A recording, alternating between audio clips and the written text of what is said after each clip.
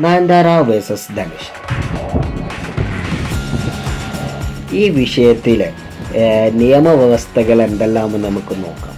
ഇത് കോടതിയിലെത്തി കഴിഞ്ഞാൽ കോടതി ഏതെല്ലാം തരത്തിലുള്ളതാണ് പരിശോധിക്കണം.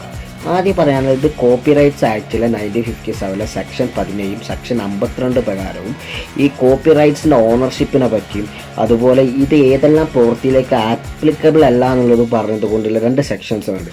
ഇതിനകത്ത് കൃത്യമായിട്ട് അത് പറയുന്നുണ്ട്. അപ്പോൾ 3 സെക്കൻഡ് ഈ ഒരു നാനു റൗഡിദാൻ പറഞ്ഞ മൂവിയിലെ മേക്കിങ്ങിൽ കുറച്ച് നയൻതാര വിഘ്നേഷും തമ്മിലുള്ള ചില ഒരു 3 സെക്കൻഡ് ഒരു വിവാഹ ഡോക്യുമെൻറ്റിൻ്റെ ഭാഗത്ത് ഉൾപ്പെടുത്തിയതുമായി ബന്ധപ്പെട്ട് ധനുഷ് 10 കോടി ആവശ്യപ്പെട്ടുകൊണ്ട് ഒരു വക്കീൽ നോട്ടീസ് അയക്കുകയുണ്ടായി. അപ്പോൾ ഇതിൻ്റെ ഭാഗമായിട്ടാണ് ഇപ്പോൾ ഈ വിവാദം അവിടെ നടന്നുകൊണ്ടിരിക്കുന്നത്. അപ്പോൾ ഇത് കോർട്ടിൽ പോയാൽ കോർട്ട് നോക്കാൻ പോകുന്ന പ്രധാനപ്പെട്ട കാര്യങ്ങളാണ് ആ വീഡിയോയുടെ ഡ്യൂറേഷൻ, അതുപോലെ ആ വീഡിയോൻ്റെ പർപ്പസ് എന്താ, അതായത് കൊമേഴ്ഷ്യൽ ആയിട്ടാണോ അല്ലെങ്കിൽ പ്രൊമോഷണൽ ആയിട്ടാണോ ഉള്ളത്. മൂന്നാമത്തെ അതിൻ്റെ ആ ഡോക്യുമെൻ്ററിയുടെ അകത്ത് ഉപയോഗിച്ചത് ലാർജ് പോർഷനാണോ ഷോർട്ട് പോർഷനാണോ നോക്കും.